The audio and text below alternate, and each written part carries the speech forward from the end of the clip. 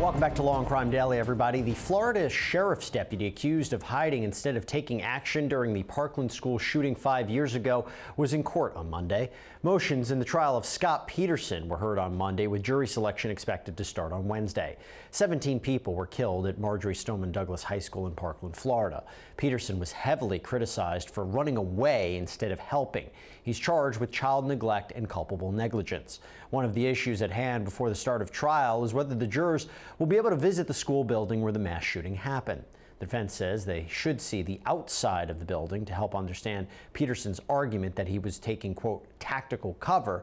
Prosecution says if the jury goes to the school, they should also be able to view the inside of multiple buildings to see where Peterson was in relation to where the murders were happening. The state and defense made their arguments on Monday, and the judge will decide the issue at a later date. Here's what they had to say. When we went for a viewing of the scene, that was the first time I ever thought, my goodness, not only do I want the jurors to go there, they need to go there. I couldn't imagine, from all the photos and all the videos that I've seen, and all the photos and videos I've seen since going, how magnificently large the 1200 building is. It's literally 73 yards long, 3/4 of a football field.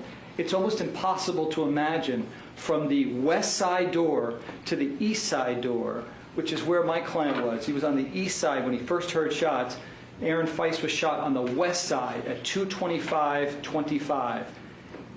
The distance between the two positions is so extraordinary. The only way to appreciate that is to physically be there. There's allegations from the defense that no, we don't know where the shots are coming from.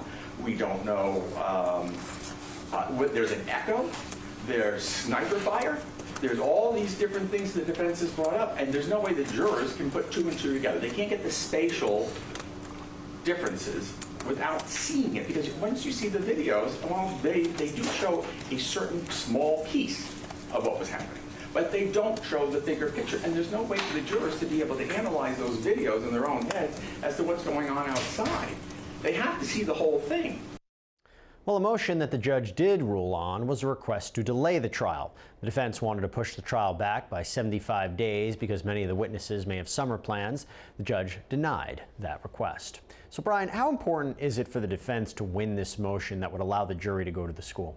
Jesse, I think it's extremely important based on what we're hearing there as their arguments, not only from the argument of tactical position, because if the defendant is on the opposite side of a building, a very large building, and he's supposed to be able to navigate where this sound is coming from, a pronounced echo, as the defense is saying, would be very helpful. And how do you argue an echo? How do I explain to 12 people that someone standing here, hearing something happening over there, would hear this?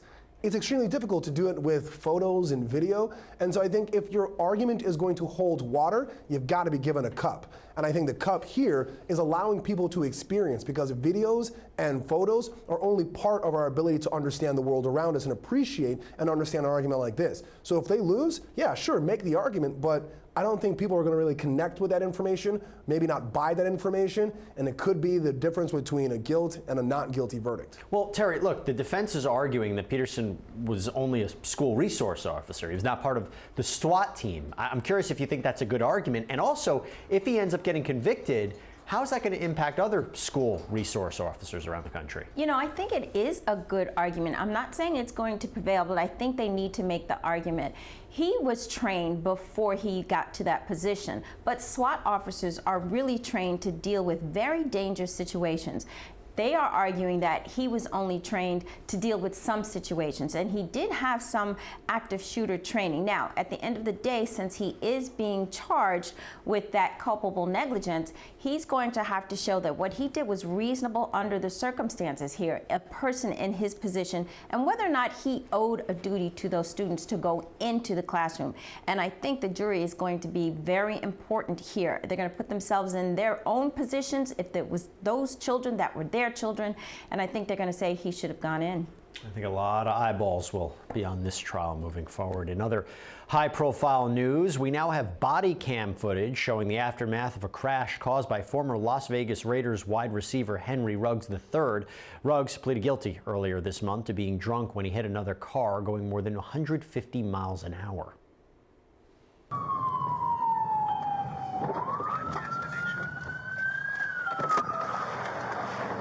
49 arriving. We got to block the intersection.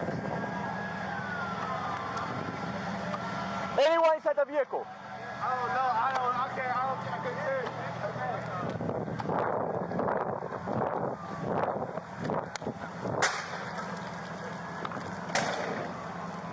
Control 449. The vehicle is completely on fire. We cannot tell.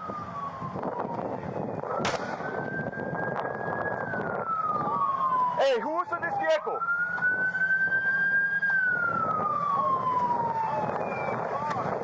Well, they thought two, but it looked like Just one? the one in the rear is a dog.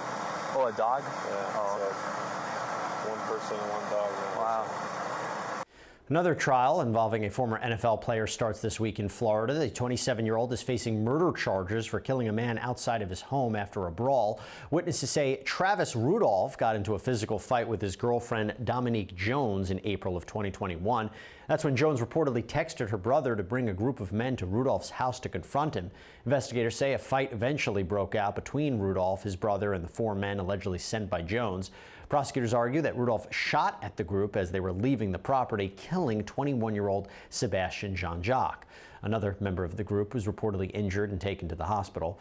Rudolph tried to get the case to Smith through Florida's Stand Your Ground law, claiming self-defense, but the judge denied his argument, siding with the prosecution's claim that the men were already retreating. Rudolph faces life in prison if convicted on all charges. And we're finishing today's show with a shocking story out of Indiana. A 3-year-old accidentally shot 2 people last week, and it led to the arrest of a wanted murder suspect. Police say the shooting happened at an apartment complex in Lafayette. The toddler got a hold of a gun and shot 1 round towards his mother and her friend. They were both hit and treated at a hospital for non-life-threatening injuries, but it turns out that the mother's friend was 23-year-old Trayshawn Smith, a wanted murder suspect in the neighboring state of Illinois. After Smith left the hospital, he was taken into police custody. Local departments in both Indiana and Illinois are working together on Smith's arrest. It's still unclear how the 3-year-old got access to a gun and what type of gun it was, but so far, no arrests or charges have been made, pending additional review by the prosecutor's office. Terry, how does a 3-year-old get a hold of a gun and figure out how to shoot it? Shouldn't the mother have taken some kind of precautions here, you think? She really should have. As it turns out, this gun was unlocked and it was loaded, and that is how the child got access to the gun. And believe it or not, even toddlers have the strength to pull the trigger on a gun. I did a little bit of research, and there are 4.6 million kids living in homes with guns, and sadly, it's the leading cause of death for children under the age of 18. You might remember that case in Indiana where we had that 4-year-old boy who was in a hallway, he had a gun, and also the Virginia case with the 6-year-old who had a gun and shot his teacher. So it's all across the country that this is happening. Now, what the American Academy of Pediatrics is saying, you should keep the guns outside of your house altogether. So in a shed maybe, or tool shed maybe. And you should also, if you keep it in the house, you should make sure that it is locked and it is unloaded. That ammunition should be kept separately from the gun altogether. If you can do those things and teach your children about gun safety and staying away from the guns, then perhaps we will not have as many deaths as we're seeing now with kids who are under 18 and other people who are injured. Okay, so that's good advice. Now, Brian, the murder suspect arrested. What could happen to the 3-year-old and his mother, though? Well, Jesse, for the mother, as Terry was outlining, it all depends on the condition or the way that the gun was stored. If she left it in a negligent way that a 3-year-old could stumble across and grab, which, based on the results, it seems like that's what she did, she could face child neglect, negligence charges, even probably the assault of the suspect or the man with the warrant, Trayshawn Smith. She could be facing charges in relation to him. Now, the 3-year-old does not have the mens rea or the mental capacity to know right from wrong. They're not getting charged. But if I'm that 3-year-old's child, I'm definitely curious. Did Smith have any kind of reward that if he got caught or brought in, can the 3-year-old collect that? I don't know, maybe. Go to a future tuition fund, maybe? I don't know about that. Brian, Terry, thank you so much. Everyone out there, thanks for joining us here on Law&Crime Daily. We're going to see you next time as we discuss justice in America.